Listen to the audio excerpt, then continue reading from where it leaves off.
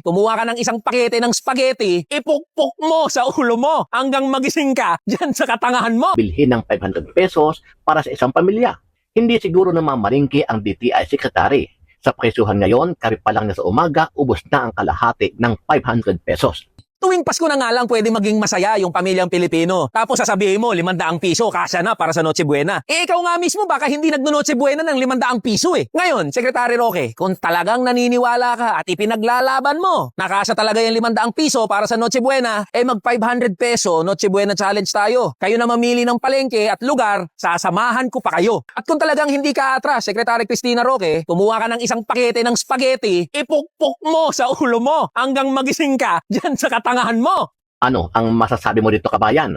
Kung ikaw ang tatanungin, kakasya ba talaga ang 500 pesos mo para sa panghanda sa Noche Buena ngayong darating na Pasko? Sama-sama natin panoorin ang buong video at pakicomment nyo po ang inyong mga reaksyon at sariling opinyon.